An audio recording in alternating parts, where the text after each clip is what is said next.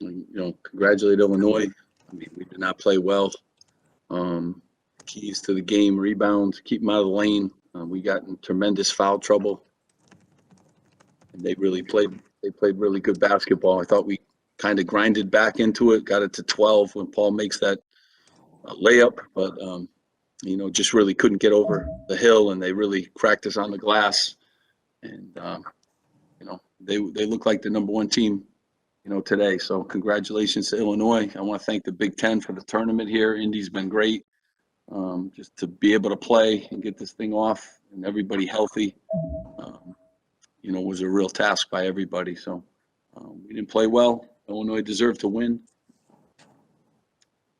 I want to. Ron scored his 1,000th point tonight. So congratulations to Ron Harper. That's it. Any questions? We'll start off with questions from Jerry and then Keith Sargent. Steve, you have an NCAA tournament to play. How do you turn the page to these guys and get them refocused now for what is going to be, the biggest moment of their careers? Yeah, you have to do that.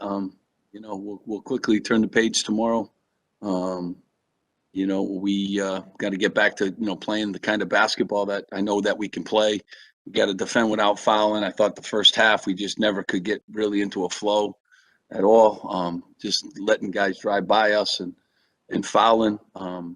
In the rebounding area too was just they lead our league in rebounding. They're plus 10, and we knew that was a huge key coming in.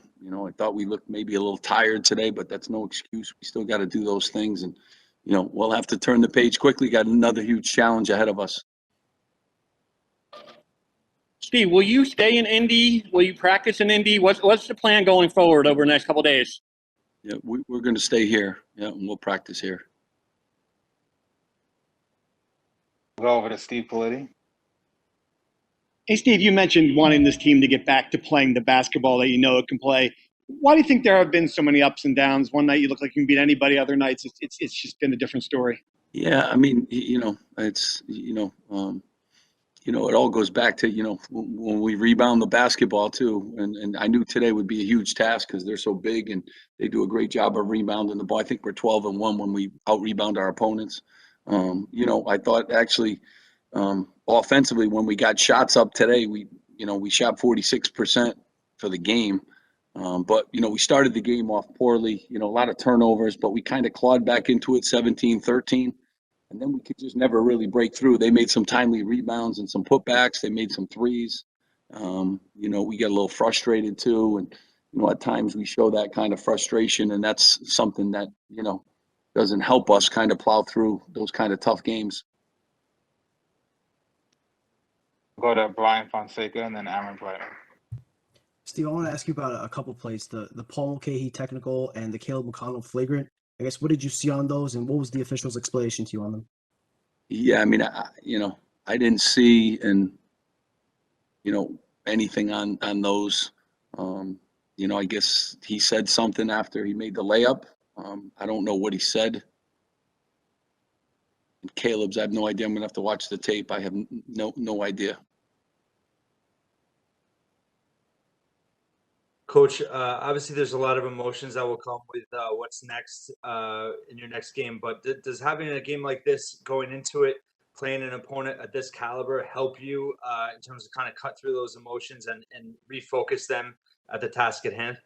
Well, I mean, I think you saw, a number one seed today, so you obviously have to play really good basketball in order to beat one of, those kind of teams. Our whole league prepares you, for really good teams. I mean, Michigan's good. Obviously, Ohio State, Wisconsin, all those teams, Iowa. So we've played them. We know we got to play better in those kind of games. The one thing you get in this league is you get well tested, all the different styles, all the good, really good coaches, really good players. But, it all goes back to, when we defend and rebound, gives ourselves a great chance to win. And, today we just couldn't get in that groove. I thought we did a great job yesterday. We held, Indiana to 50 points, and obviously today 90 points. We gave up a lot of points in the first time we played Illinois too. So those are way too much. But again, credit to them. But you're hardened when you play in a league like this. We'll go to Chris Eisman and then Jerry Carino. Steve, you mentioned Ron getting the 1,000th point, and what did you think about the way he played? Obviously, driving to the rim a lot, drawing fouls. I mean, what did you think about the night that he had as kind of a bright spot for you guys? Yeah, I mean, Ron did a really good job, taking what he could get and not settling. We really needed him to get to the free throw line, and he did. He got us some timely points, and to get 1,000 points in a career at any level is a tremendous honor. And so we needed, we need Ron, and Ron's been a really good player for us, and we need him to continue to be that. Steve, what's the plan for Selection Sunday and watching the show? And what's that moment going to be like for everybody, you think? After this game, we're going to sit down and kind of go over the details of that. I'm not even quite sure, where we're watching it right now, but we'll kind of figure that out, and we'll let you know. And what's that moment like? I mean, you've been through this with Stony Brook. What's that moment like for a program when they haven't done it? Yeah, I mean, it's just, it's such a long journey, and we've been on this for 2 years. So, the excitement is around, I feel good, for the guys and for all the people, around the program that do so much to make our program good. Randy Larson and all the people, Dave Van Dyke, and Rich, all your families can enjoy it, and the alums and all the great Rutgers people. So it's a real community experience, and we're looking forward to it, but we're going to have another challenge too. And Steve, one more thing. What do you think of the job Jay Young has done? Have you texted him this week or called him? He's playing right now in the semifinal of the MAC tournament. Yeah. Do you know the score? I'll find out while you're talking. Yeah.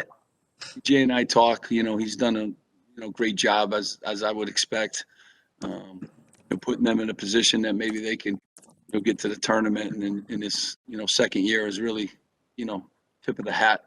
Jay's the best and does a great job and does it the right way. So I'm not surprised at all, and really happy for him. We'll go to Keith Sargent and then Steve Politi. Steve, you probably saw what happened with Duke and Virginia in the ACC tournament, Kansas as well. I know you're always concerned about COVID. It's been hovering over the entire season. Yeah, there you go. Is there, a concern? I know the Big Ten has some rules in place starting on Monday as far as quarantining these guys, but what's your message to the guys? And is there a concern right now about, trying to get through to Friday?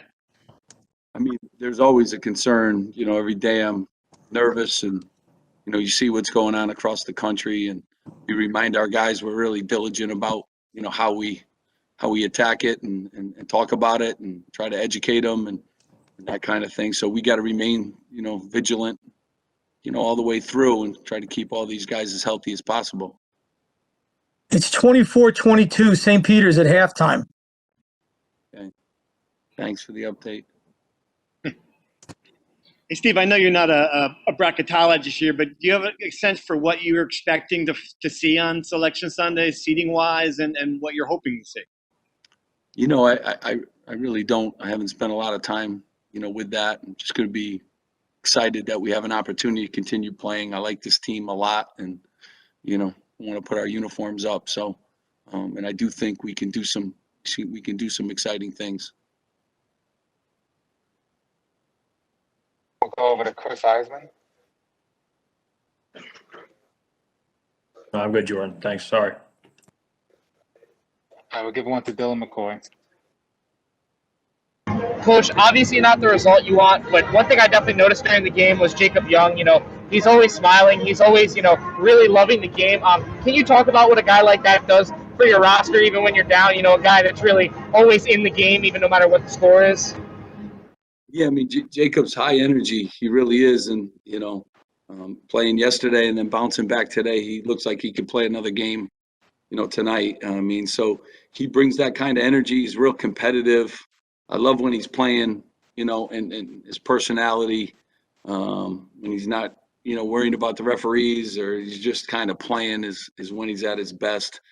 He's in the gym a lot. He really is. He's a dedicated basketball player. And he's a guy that takes on challenges, and even today, he always wants to guard the best player, and, just appreciate him, for what he brings and what he brings every day, when we compete. Do we have anything else from Jerry or Steve Politi? Okay, guys, I appreciate you being on. I think we have a couple players for you coming up. Thank you.